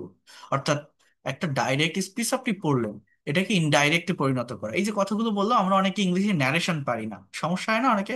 Narration পড়তে গেলে টিচাররা বলে আগে pronoun শিখতে হবে, আগে sentence শিখতে হবে, টেন্স শিখতে হবে, নৈকট্যবাচক শব্দ কি, দূরত্ববাচক শব্দ কি, এটা জানতে হবে। জানেন ন্যারেশন কতটা সহজ, কিন্তু আমাদের স্কুল কলেজের টিচার এটা কঠিন করে দেয়।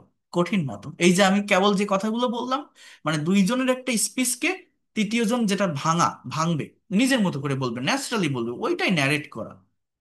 তো এটা আমরা অনেকে পারিনি, কিন্তু ন্যারেশন খুব সহজ। আমি আহ, একটা ক্লাস নিব, আপনার জীবনে কোনোদিন ন্যারেশন নিয়ে কোনো প্রবলেম ফেস করতে হবে না। তো বিষয়গুলো হচ্ছে আর কি এরকম। তো এই যে স্টোরিটা পড়লাম, আপনারা বুঝতে পারছেন আমি কি বললাম? এটা 2-3 বার পড়লে রিডিংটা ক্লিয়ার হয়, জি স্যার। প্রোনাউন্সিয়েশন ক্লিয়ার হয়, অনেক সুন্দর সুন্দর গল্প, ভালো ভালো থিম জানা যায়। তারপর কি, আপনি যদি নিজের মতো করে 5-10টা লাইন লিখতে পারেন ওই গল্পটা পড়ে, নিজের মতো করে, যে আমি একটা গল্প পড়ছি, গল্পটা এরকম ছিল, আপনার ডায়েরিতে লেখেন। লেখেন না প্লিজ, দেখেন আপনার কতটা ডেভেলপমেন্ট আসে। আমার প্রত্যেকটা স্টুডেন্টকে আমি এইভাবে প্র্যাকটিস করাই। সে এইটাই হচ্ছে ল্যাঙ্গুয়েজ। আবারও বলছি, আহ, আগামীকাল থেকেই ক্লাস শুরু হবে। একদম শুরু থেকে ধারাবাহিকভাবে যদি করতে চান আপনারা এই পেইড কোর্সটা, তাহলে আগামীকাল থেকেই জয়েন করবেন পেইড কোর্সে। আপনার আহ, সপ্তাহে 4 দিন ক্লাস থাকবে, 3 মাসের course. Within 3 month you'll be expert and fluent in English. 2,000 টাকা কোর্স ফি, 1,000 টাকা অ্যাডভান্স করে শুরু করতে পারবেন। যারা পারবেন একবারে দিয়ে দিবেন, তাহলে ঝামেলা থাকবে না, ফুল অ্যাক্সেস পেয়ে যাবেন। যারা পারবেন না, আমি এই সুযোগটা দিই, 1,000 টাকা অ্যাডভান্স করে শুরু করতে পারবেন, বাকি 1,000 টাকা পরবর্তী মাসে দিলেও হবে। আপনি স্টুডেন্ট হন, house wife, teacher, officer, job holder, freelancer, immigrant, যে কোনো বয়সের যে কেউ করতে পারবেন, এবং কমপ্লিটলি ল্যাঙ্গুয়েজটা আপনি শিখতে পারবেন। আমার 72টা ব্যাচ সফলতার সাথে পরিচালনা করে আসছি। আমার নতুন যে ব্যাচ, এটা 73তম ব্যাচ। রাত 10টাতেই শুরু হবে। প্রত্যেকটা ব্যাচে, মেইন ব্যাচে 30 জন করে স্টুডেন্ট থাকবে। আপনার এই ব্যাচগুলো, মানে আমার যে পেইড কোর্স থাকবে, প্রত্যেকটা ক্লাস শেষে রেকর্ড ক্লাস পিডিএফ ফাইল দিয়ে দেবো, অর্থাৎ যদি কেউ কোনো ক্লাস মিস করেন আবার দেখে নিতে পারবেন।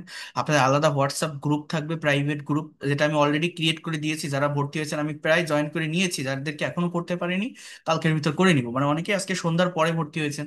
তো যাই হোক, আর একদম বেসিক থেকে শুরু করে অ্যাডভান্স লেভেলের প্রত্যেকটা বিষয় আমি পড়াবো। একজন স্টুডেন্ট শুধু স্পোকেন নয়, সম্পূর্ণ ভাষাটা যাতে আয়ত্তে আনতে পারে সেভাবে আমি দেখাবো। যারা আইএলটিএস এর প্রিপারেশন নিচ্ছেন তাদের জন্য অনেক ইফেক্টিভ একটা কোর্স হবে এটা।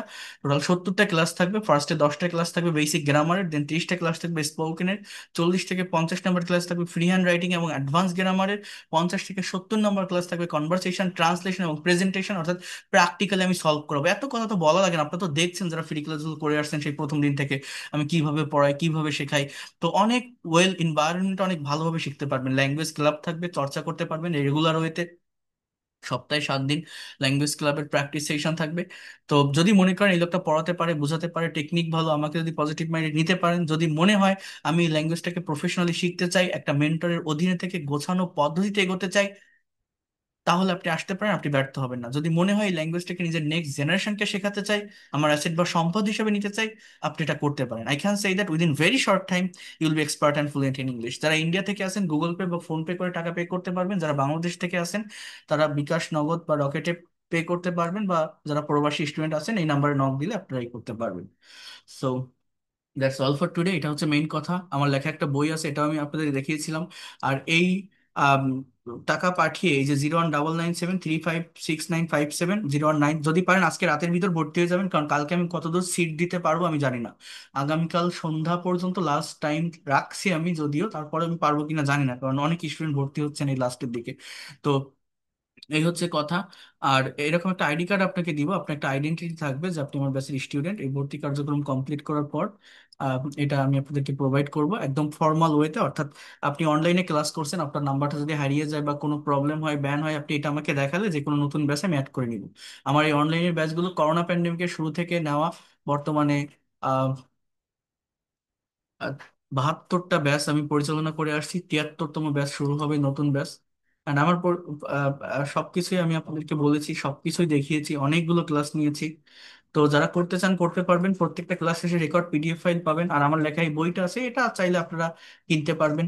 তো এটা আপনাদের ব্যাপার। আর যদি মনে করেন পিডিএফ দেখে পড়তে পারবেন, দ্যাটস উইল বি গুড। যদি মনে হয় আমার কাছে একটা হার্ড কপি বই থাকলে ভালো হয়, তাহলে এটা আপনি নিতে পারেন, এটা আলাদাভাবে পারচেস করতে হবে। বাট যারা, এটা বই পরের কথা, সেটা পরের কথা। আগে হচ্ছে আপনি যদি শিখতে চান, আপনাকে ক্লাস শুরু করতে হবে আগামীকাল থেকেই। তাহলে একদম শুরু থেকে ধারাবাহিকভাবে শিখতে পারবেন। অনেকে 4 দিন 5 দিন পরে মাঝের দিকে ভর্তি হয়, তারা কিন্তু ডেভেলপ করতে পারেন। তো 01973569557, 09386899196, এই নম্বরে সেন্ড করে জানাবেন, আমি পেইড কোর্সে আপনাদেরকে অ্যাড করে নিব। So that's all for today. আর কার কোনো কোশ্চেন থাকলে জানাবেন, আমি কথা বলবো।